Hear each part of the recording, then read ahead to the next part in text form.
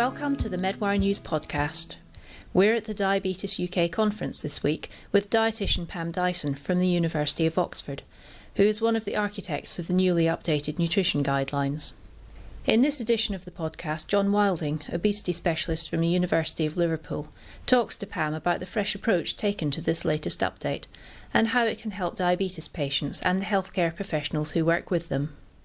I'd like to start, Pam, by just asking you these new dietary guidelines for the management of diabetes. Obviously, it's been a lot of work over the last few years preparing this. Can you perhaps just start by giving us the background of why you've made some of the key changes you've made? Particularly, I think I'm interested in this shift from guidelines based on macronutrients to guidelines that are more food-based.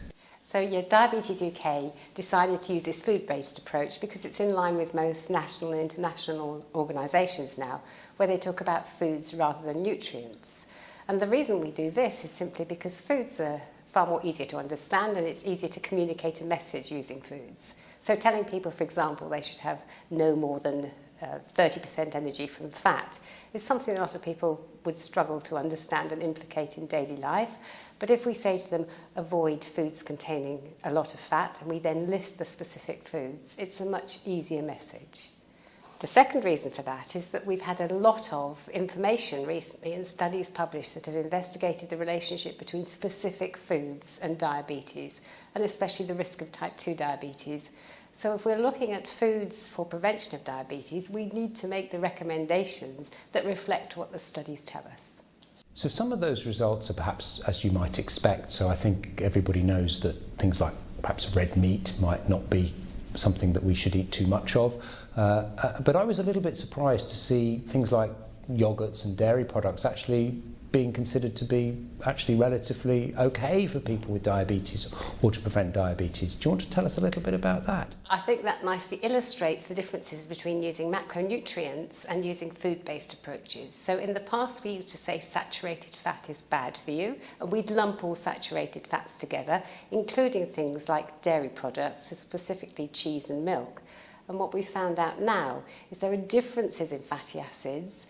All of them are saturated, but they seem to have different health effects. So saturated fats that come from animal products like meat still seem to not have benefits for health, but those from dairy products, and specifically fermented dairy products like cheese and yogurt, do seem to be of benefit. So talking about foods makes this message much easier because we're no longer lumping all saturated fats together. Right, that's very interesting. One of the other areas that I hear a lot of patients coming and talking to me about is low carbohydrate diets. This seems to be the latest dietary trend, and you've been a little bit cautious about low carbohydrate diets. Why is that? When it seems that the message that's coming out there from that the patients are receiving is that this is the answer to diabetes. So first of all, if we're looking at the evidence base for this, that's what we've based our recommendations from. That is studies that have actually investigated the effects of these diets in people with diabetes. For people with type 1 diabetes, there are very few studies, so we can't really make a recommendation about low-carb diets for people with type 1 diabetes. The majority of studies have looked at type 2, and what they've shown is that when people adopt a low-carb diet, it improves glycemic control, they can lose weight, but it has little or no effect on cardiovascular risk.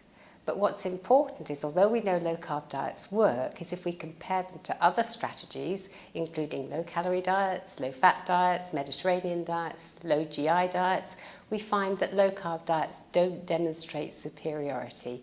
We've got really high evidence from meta-analyses of randomized controlled trials showing us exactly this. Low-carb diets work, but they're no more effective than other strategies, which is why we're now recommending this individualised approach. So if people choose to adopt a low-carb diet, it's really not an issue. They should be supported in their choice, but we cannot tell them that it's any better than other strategies. And I noticed you put quite a lot of emphasis on the Mediterranean diet, and perhaps that's one of the approaches that is perhaps giving a more positive approach about the diet. Rather than telling us what we shouldn't eat, it's telling us the sort of foods that we should eat. And do you think that's a better to use a more positive approach than perhaps a negative one? I absolutely agree with that, and one of the criticisms we've had in the past with the Diabetes UK guidelines is we keep telling people what they mustn't do and not what they can do to improve their health. And the Mediterranean diet is a good example of how people can improve health by including certain foods like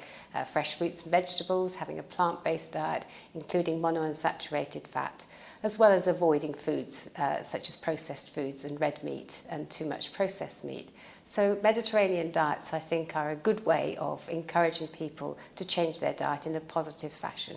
Having said that, it's not a typical English diet, the Mediterranean diet, but if we look at an example from Scandinavia, they've adapted the Mediterranean diet for Scandinavian countries by using rapeseed oil instead of olive oil and specifying the kind of fruits and vegetables that are normally eaten there. I see no reason why we couldn't do the same in the UK. Well, that's a very interesting development, because it doesn't look like we're going to have a Mediterranean climate here very soon, so perhaps we do need to adapt our diet to the typical foods that we'd eat in the UK. So one other point that I think has generated a lot of interest recently is the DIRECT study, which is a study of using quite severe energy restriction as a means of putting diabetes into remission. And clearly some patients have been very energised by this idea, and it's being touted as the answer to diabetes. I noticed you did include that in the guidelines, even though it was only published almost at the last minute as you were about to the ink was drying on the document almost. So just tell me a little bit about where you think that might fit in, and are we ready to implement this in a practical way in the UK? So we included the DIRECT study simply because it is a major study, and really the first large study we've had looking specifically at diabetes remission. So although it was a last-minute decision, we did include it. If we look at the results of the study, I think what they tell us is that just less than half of people who've been diagnosed less than 6 years can go into diabetes remission at 1 year's follow-up if they follow a very low-calorie diet for at least 8 weeks. So I suppose in general practice you could say to people, if you want to give this a go, half of you may go into diabetes remission. But I think we need to have the structure in place to support these interventions. So follow-up here was for 1 year. So it's no good just going on an 8-week, very low-calorie diet. In this case, they use shakes, and then expecting diabetes to go into remission. A key part of this study was staged and supported food reintroduction and then weight management. So unless we've got those systems in place in primary care, we're not going to see the results of DIRECT replicated. Yeah, and the final thing, of course, about DIRECT is that was the 1 year data, and we have to wait and see what happens in the longer term, and there will be a 3-year follow-up to come. So I think 2-year data is expected in December this year, and then there will be 3-year data too. And if they could find funding, I'm sure they would like to continue over the longer term, and that would be really interesting, because we know from bariatric surgery that remission of diabetes is high at 1 year and then falls off over the subsequent follow-up. Finally, one of the other areas that I think people in the UK often ask about is that we do have a significant numbers of people from ethnic minorities, particularly from Asia, who have a higher rate of developing diabetes. Are there any special approaches we should be using to support those people whose traditional diets may be quite different from the normal UK diet? And certainly in our new recommendations, we've enlarged the section on ethnic minorities simply because we have a lot of studies published recently showing that culturally appropriate advice works. The basics are similar, so the advice we give about the kind of foods that people should be eating are very similar to prevent and to manage diabetes in people from ethnic minorities, but it needs to be delivered in a way that's acceptable to them. So we've spent a lot of time looking at the elements that make a successful programme for people from ethnic minorities. Thank you.